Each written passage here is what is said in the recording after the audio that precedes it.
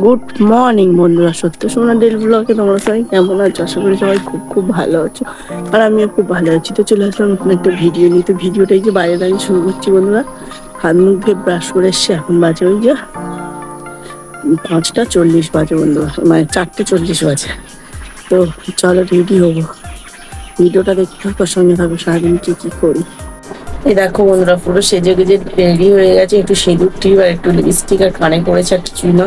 তো চলো বন্ধুরা, এখন যাওয়া যাক, বাড়ি যাব। তো চলো। তো বন্ধুরা দেখতে পাচ্ছ, তোমাদের দাদাভাই এসে দিয়ে গেছে অটো, যেগুলপুকুর থেকে এই যে অটো উঠেছে, এখন যাবো বারুইপুরে মা আর আমি। এই দেখো কতক্ষণ যে যাবো, ঠিক টাইমে পৌঁছাতে পারবো সেই চিন্তাই হচ্ছে বন্ধুরা, জানি না এখন কি হবে। তারপরে এই যে দেখতে পাচ্ছ, এসে সোনারপুর প্ল্যাটফর্মে এসে বসে আছি। এত গরম, এত রোদ, আর বলার কথা না। আর ট্রেনও বন্ধুরা করেছে দেরি, এত লেট করেছে বলার কথা না। তো এই যে এখন ট্রেনে ওঠার পালা। তারপরে এই যে দেখতে পাচ্ছ বন্ধুরা, ট্রেনে উঠেছি। ট্রেনে এই যে এরকম হালকা হালকা ফাঁকা আছে, কিন্তু বসার জায়গা পাইনি আমি। তারপরে আমার সোনা আম্মাকে বসিয়ে দিয়েছি ওখানটা, আর আমি এই যে দাঁড়িয়ে আছি। তো কী করাবে, ওই যে আমাদের বাড়ির ওখানকার একটা মেয়ের সাথে দেখা হয়েছে, ওর সাথেই একটু গল্প করছিলাম বন্ধুরা। তারপরে এই দেখো বাপের বাড়ি এসেই, বাপের বাড়ি থেকে এখন শ্বশুর বাড়ি যাচ্ছে। এই যে সব কাগজপত্র সব কিছু নেবো বলে, ওই জন্য ভোটার হওয়ার জন্য। তো বন্ধুরা পঞ্চায়েতে এসেছি, এসে বসে আছে, এখন কাজ করে নলদায় ছিল বলে শুধু একটু তাড়াতাড়ি হয়েছে। শাড়িটা চেঞ্জ করে চলে এসেছি, স্নান করি। চলুন বুঝতে পারছি এতটাই কষ্ট হচ্ছে, কখন যে বাড়ি যাবে, স্নান করে যাচ্ছি, একটু রেস্ট নেবো, খাওয়া তো দূরের কথা।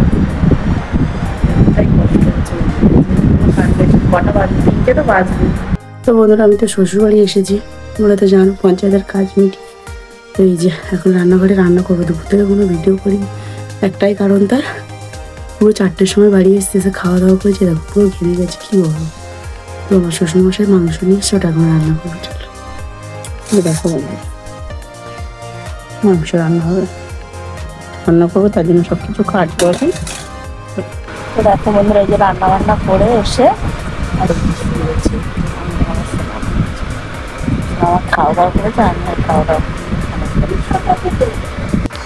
বন্ধুরা। এই দেখো আমার আম্মা এই যে শুয়ে পড়েছে, আমিও শুয়ে পড়েছি, খাওয়া দাওয়া করেছি বন্ধুরা।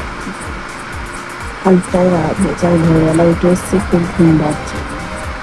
ভিডিওটা এই পর্যন্ত ভালো লাগে রাখি, আমি শেয়ার করি, আর ফেসবুক থেকে দেখতে তারা ফলো করে দিই, আর ইউটিউব থেকে দেখতে তারা সাবস্ক্রাইব। গুড নাইট, দেখা হচ্ছে পরের লেগে সব।